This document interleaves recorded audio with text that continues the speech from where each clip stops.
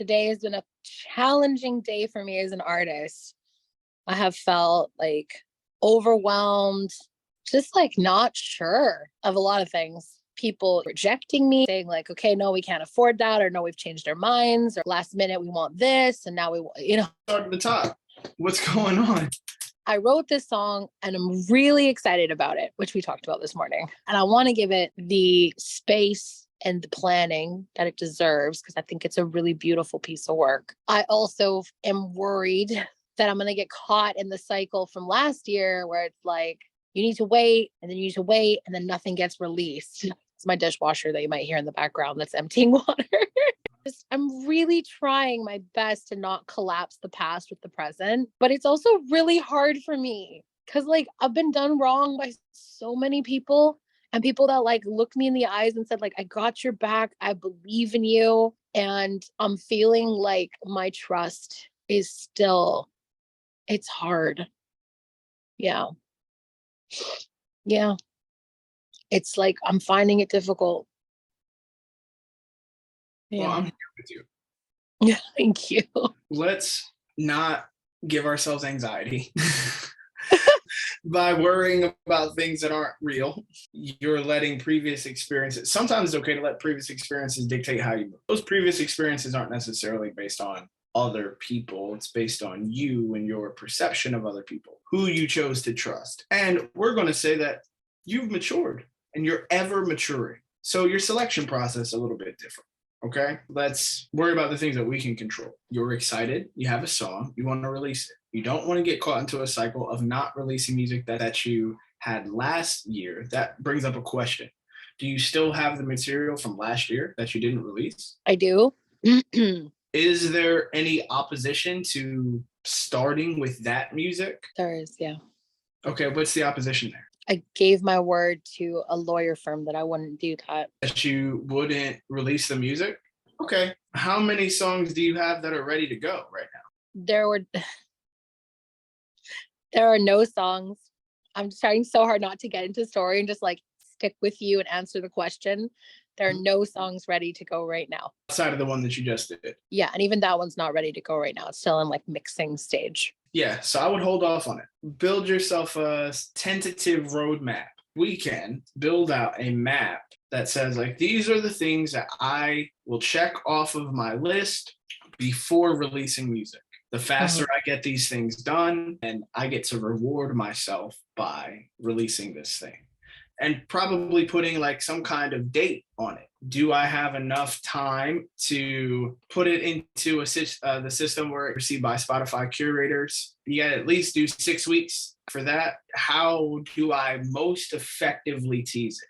Did I create a piece of content that visually sells what this audio is about? And how many different versions of that do I have? And how many do I want to have? Do I want to have 8 to 10? It's probably going to require not only volume, but also like quality. I would really write it down. You don't have to do this now, but we're just saying how to think about it and just say like, how tactful am I being in releasing this? Because I want to give it a proper chance. There is planning and thought that goes into a lot of this. Now, don't get me wrong. You can have no planning and no thought. You're just rolling the dice. And it's okay to roll the dice. There's nothing wrong with rolling the dice as long as your expectation, it's about expectations. When you walk into the casino and you go roll the dice, your expectation is it would be awesome to win, but I expect to lose. So if your expectation is it would be awesome to win, but I'm not expecting this to do anything, I'm just like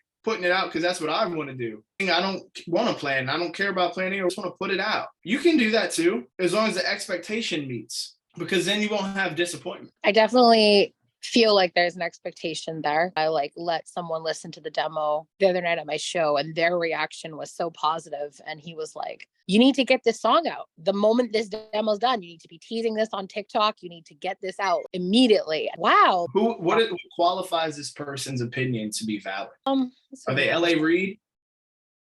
No, they're a friend of mine. That doesn't count. Yeah. It's nice. It's awesome. You can like, fuck yeah, my friend loves this shit, and I give him a hug, and you just charge my battery up, because that's what they did. They gave you some energy they showed you some love, they charged your battery up, and that shit feels awesome. It feels amazing. But you also have to keep it in the space of, my friend just gave me a pat on the back, and I appreciate that. That means something to me, and it's valuable. However, what qualifications do they have to say this? I'd be like, if my friend was like, you need to go invest in this stock right now. That could be cool, that could be dope, and they could be right. But what qualifies them to give information that I should follow on this? Are they an artist? Have they done this before? Have they released music? Do they understand the process? Have they ever tried to push a record? And have they done it multiple times to see that when you do this kind of thing this way, it normally delivers this type of result? If they don't even have that, how can I listen to that? I can listen to it and appreciate it, but I don't have to listen to it and accept it. It's like getting advice. Sometimes taking their advice is not taking their advice. You took it in and you analyzed it. And you're like, that's good advice, I want to follow it, or that's advice, I'm not following that advice. My brain gets really excited and ends up in like fairy tale land and romanticizes the moment. And now I can't not see it. And the thing is that, just to recap what you said, because I think it was extremely valuable, to look for, like, is this person qualified? Everyone's going to have an opinion and a point of view. Like you said in our last meeting, the point of view is there so that another point of view can exist. And as an artist and as a creator, of course, we're going to get excited and have an expectation about our work. I only know a certain type of musician that just puts out music like song after song after song after song and has no expectation. For the rest of the people that I know, there's always an expectation, and there's always like a heart's desire to have it be not just like a hit, but a hit for people, for it to hit people in their heart and for it to make a difference and to reach those that it needs to reach. You know, like going viral and having like a hit song on the radio, like all of that is like completely transformed and changed over the years. There was a time where I was like, wow, like what would it be like to have a song on the radio? Like you just said, there could be joy in the process, right? You can find and you can discover having fun in the planning stages. That's what's next for us, is like, I want to have fun and I want to experience joy in the planning phase. And I need a mentor. I need someone like you to support me in the planning phase because I've never done it. I think it's more just adjusting your mindset around some of this stuff. It doesn't matter if you haven't done it before. The stuff that I'm doing with you right now, I haven't done it before with someone outside of me. It doesn't matter. That's how discoveries are made. People have to do things that they've never done before. That's the only way you learn. Love learning. Did you ever watch the Magic School Bus growing up? Miss Frizzle is like, ready kids, like make mistakes and get messy. Messy. Yeah, like that's really what it's about. The whole thing is learning, and that's exciting. And you need at-bats to learn. You need repetitions. And that's why I want you to get one out of the way. I think a lot of artists feel like the first thing that they put out is going to be the thing. It's like the first thing you put out is probably going to be the worst thing you put out. The first musical you sang in was probably the worst musical you sang in. You got better over time. You got better through doing it. That's just normally how everything works. You just get better by doing something over and over again. I did release some music in like when I was like young. So I'll just say like haven't released music as an adult. We'll just say that, right? Yeah. I don't know how it's going to go with the public, right? But I get what public is small. You don't know how it's going to go with your friends and family. If it reaches the public, it's going well. This is the struggle I face when people around me are like, it's only going to get like, you know, a couple hundred eyes. Or on like Facebook, I feel like the public is like speaking of me, looking to me, you know, especially because I'm in this competition right now. I've got people like sharing and asking their friends and family to vote and tagging the radio stations that are presenting the competition and tagging me. So I'm seeing public engagement. We could say that that's happening right now. It's not happening on the masses of like, you know, 5,000 people sharing. I'd say maybe we've got like 15 to 20 people in terms of public engagement. Yeah, that's friends and family. Size-wise, it's like friends and family size. Yeah. That's also really important for artists to like acknowledge, because it doesn't occur like that for me as an artist. That like, oh, it's the friends and family space. It really does occur like the public is paying attention. And when someone says something to me like, oh, you know, like you don't have anyone to release it to, I notice I take offense to it. I'm like, what do you mean I have no one to release it to? I've got people who've been asking for years, since 2020, people have been asking, where can I find your music? Why isn't this song out? we heard you sing this live. Where can I find it? I need this. I hear it all the time at shows. When I play my original music, like, why isn't this on Spotify? I need to stream this. Like, please release this song. And it breaks my heart that some of those songs now, like, I just can't do it right now. I mean, look, if it was like 4 or 5 people that asked that question, you could just send it to them. I've done that. Oh, you want it? You can have it. What is it? 5 people, 10 people, 20 people? What does it matter? I'm gonna give it to you. Just give it to them. Like, tell me why you can't do that. I feel like I'm gonna get in trouble. By who? I don't know. Like, what if somebody finds out? Here we go with the anxiety again. It's like, it's fear of these things that are just like not real. Take the worst, whatever you're imagining, and then just say, is this a bad problem or a good problem? It's probably a good problem. Wait, a brand has a song that magically somehow through something I gave to somebody, it hit something, went viral, it blew up. The brand's gonna be mad at me now? No, they're not. Like, right. So it's a rational fear. So I don't want you to think like that at all. If you want to give it to a couple of people, go give it to a couple of people. But I do have an empathy and an understanding of what you mean, because you're looking at things through a lens. And so I think social media does this because it's not like in front of you, but you're looking through a lens.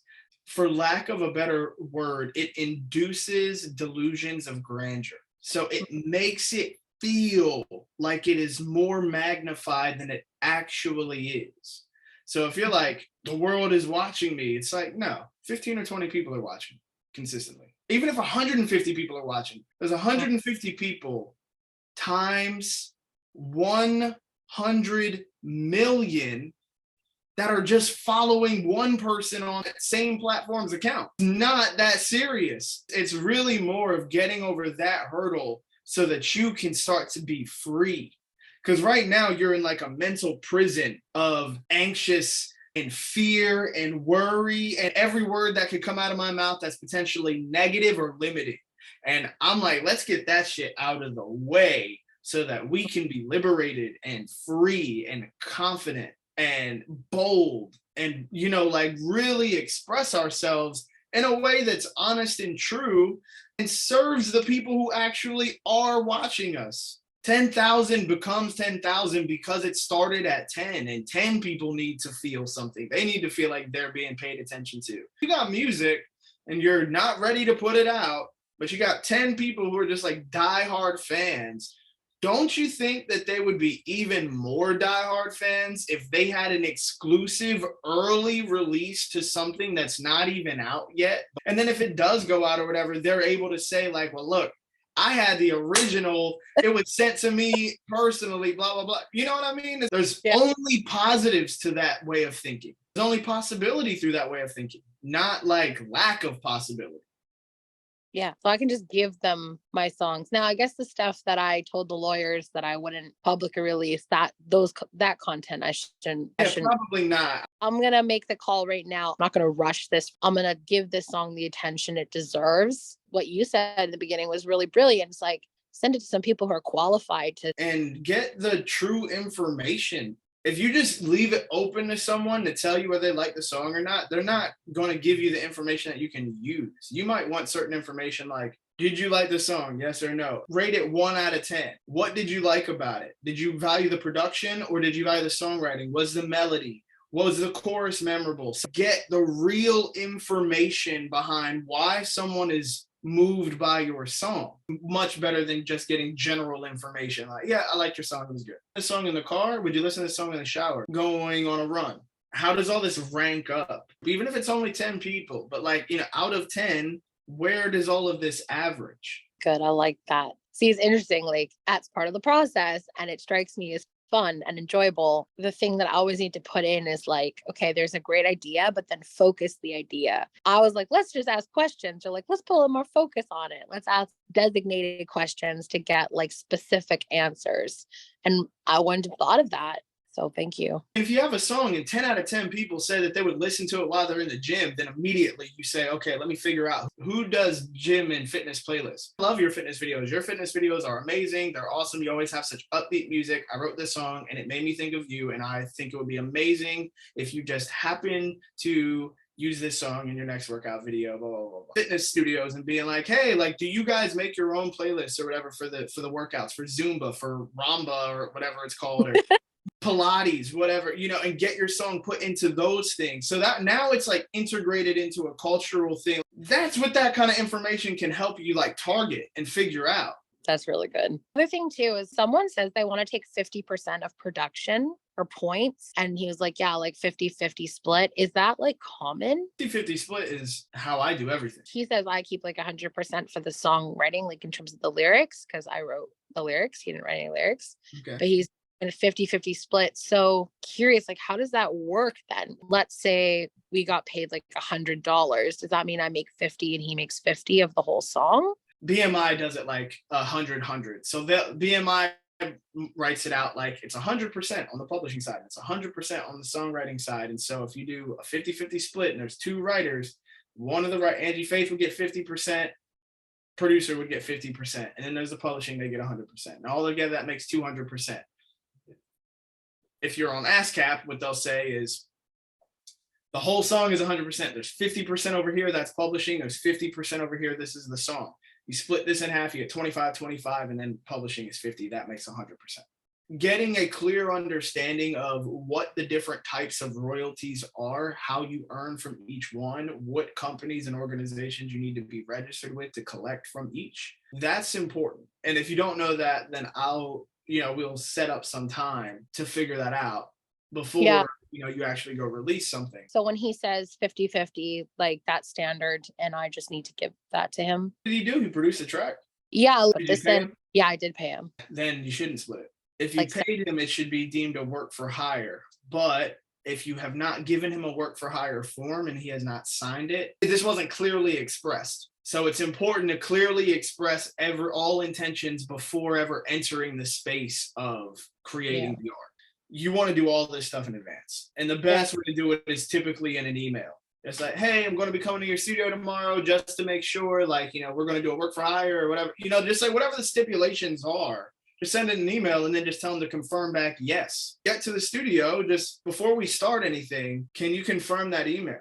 And you don't start working until someone confirms the email. You might have to take it on the chin. Is he offering you some kind of special discount or anything like that? A home studio, he usually charges like $100 an hour. He's charging me $60. He only charges $200 for mix and master. It's like $700 up front. Oh, God. I know that we talked about this. Yeah. Moving forward, just please don't do this anymore. Because for $700, you could have got everything you need. You could have got a microphone. You could have got interface and DAW to record in and headphones. But do I have like the proper room to record in? Like, none of that matters. No one can hear any of that stuff. People are listening on shitty like headphones like this, and they're listening to a compressed file that they're streaming on top of that. And a lot of people are listening on Bluetooth headphones. You're taking a file, you're crunching it down. Spotify doesn't even have lossless audio.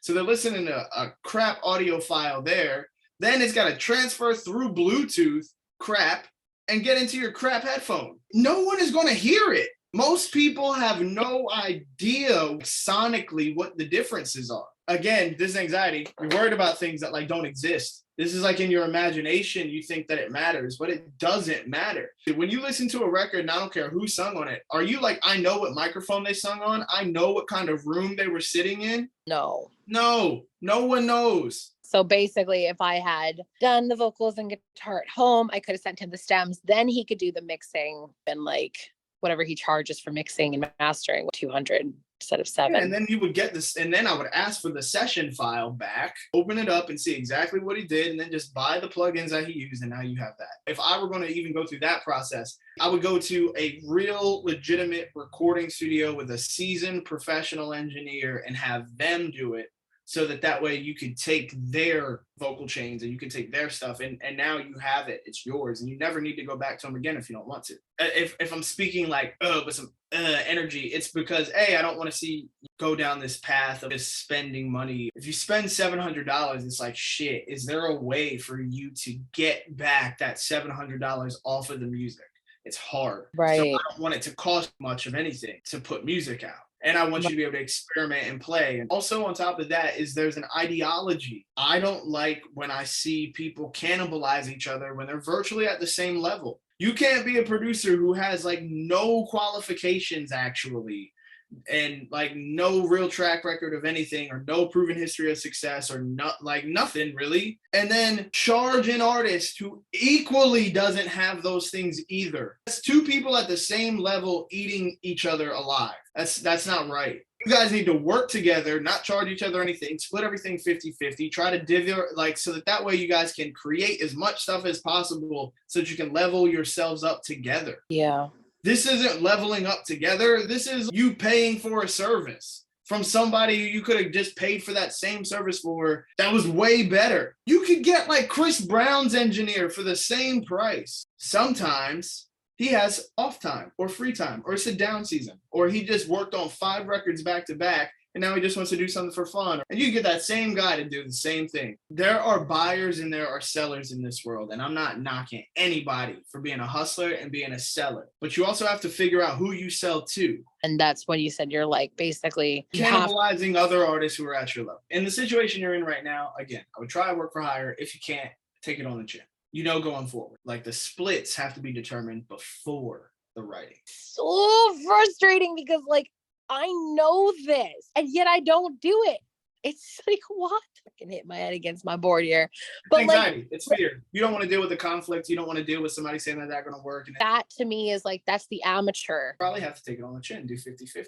And again, put it back in reality. 50-50 of what? Do you know a music publisher, a sync agent, have a connection to a music library? Is there a way to put this song in a position where it can actually monetize? Outside of the one thing that you're likely thinking about, which is Spotify streams. Man, when you said it like that, when you're like, oh, you just spent $700, like, how are you going to get that back? Like, it's interesting how my brain didn't think about that. You're a business. You have a product. That product goes out. At bare minimum, it has to make enough to pay for itself. If it's costing you $700 to put it out, then you got to say, fuck, how do I make $700 from this piece of music? How much is going to go into marketing, promotion, and advertising? If I spent $700 on recording, am I not going to spend $700 on marketing, promotion, and advertising? Yeah. Same with the contract with the manager, like spent $4,000. Has he made me $4,000 in the 6 months that we've worked together? No. In the time that we worked together, like I won $10,000 and I won, with Joyburst, but that was my initiative. Literally stumbled upon you on TikTok. Like from that $10,000, $1,460 and having to give it to him to pay off the debt I was in. It's okay. This is all learning. Learning is costing a lot of money. It does. That's why you got to learn fast. Some people don't learn until they're like $250,000 in debt. Worked with an artist who has blown over 6 figures. Give me a song on Hot 97. The radio interviews with Big Boy. Hey, to get on an opening act for this artist. Hey, to get on tour with this artist. And it happens all the time. You want to open for an artist? All right. You got 20 grand? You got 10 grand? Cool. You can do it. He's dropped over 6 figures on his music career in the $250,000 world. And he doesn't have a music career. He's still very rich, but music wasn't the avenue. How many do you think Brad has dropped on music? A lot. He has spent quite a decent amount of money on music. But the difference is that he made his money back multifold because he has a product. Makes sense. Yeah. Thank you for sharing that. It makes sense now. Again, it's interesting. Like I have to think like, if I'm going to go spend X amount, 100 or 1,000, am I going to make it back?